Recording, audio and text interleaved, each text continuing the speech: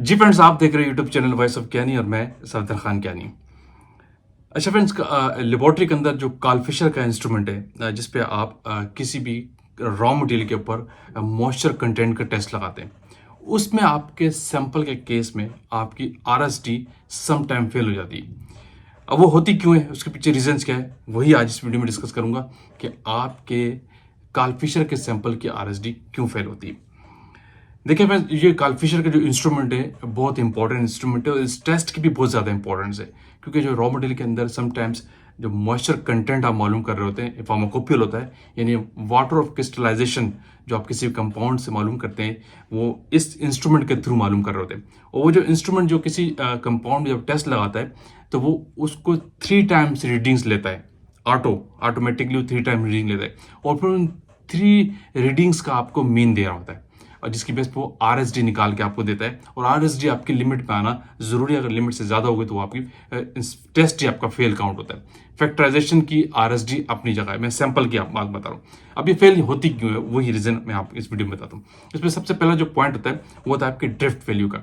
जब आपकी drift value बढ़ती है, बहुत ज्यादा की तरफ जाए, हायर साइड पे जा रही होती है, तो आपके आरएसडी फेल होने के चांसेस बढ़ते हैं। अब ड्रिफ्ट वैल्यू बेसिकली है क्या, जो आपका टाइट्रेशन सेल है, पूरा इंस्ट्रूमेंट है, उसमें जो मॉइस्चर एनवायरनमेंट से एब्सॉर्ब होता है, अगर रखा रहे बहुत देर तक इंस्ट्रूमेंट, तो उस केस में आपकी ड्रिफ्ट वैल्यू बढ़ने के चांसेस बहुत ज्यादा हो जाते हैं। ये नॉर्मली अंडर 20 माइक्रोलीटर पर मिनट होना चाहिए ड्रिफ्ट वैल्यू, लेकिन जब इससे ज्यादा हो जाता है तो आपकी टेस्ट जो है वो फेल होता है, आप हायर साइड पे जा रहा हो। तो इन्वायरमेंट, यानी कंटामिनेटेड इन्वायरमेंट से मॉइस्चर उसको ज्यादा हो जाए। इसीलिए कहते हैं जब भी आप ये टेस्ट परफॉर्म करें तो फ्रेशली मिथेनॉल को ड्रेन करके फ्रेश मिथेनॉल ले लेना चाहिए और एक दफा आपको कार्ल फिशर रीजेंट्स को भी रिंस कर लेना चाहिए। इसलिए ड्रिफ्ट वैल्यू आपकी लिमिट रहती है और मिथेनॉल की क्वांटिटी भी आपको एक खास रखनी चाहिए, वरना ड्रिफ्ट वैल्यू तब भी आपकी बढ़ती है, याद रखिए, ठीक है। अच्छा, दूसरा बड़ा इंपॉर्टेंट पॉइंट है वो आपके इलेक्ट्रोड की कंटामिनेशन है। लोग टेस्ट लगाते हैं, एनालिस्ट टेस्ट लगाते हैं, इलेक्ट्रोड के ऊपर पाउडर गिर जाता है ये पोयरिंग के दौरान, सैंपल पोयरिंग के दौरान, और वो वहाँ पे चिपक जाता है।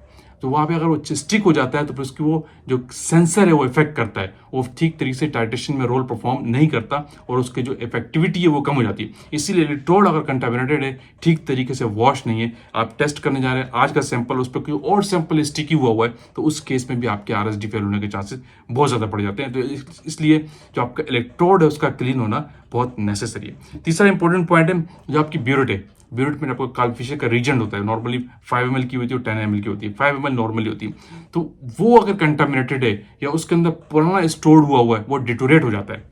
कार्ल फिशर रिच अगर बहुत ज्यादा रखा है तो डिटोरेट होता है। इसीलिए इसमें भी रिकमेंडेशन ये होती है कि उसकी कंटामिनेशन को रिमूव करें।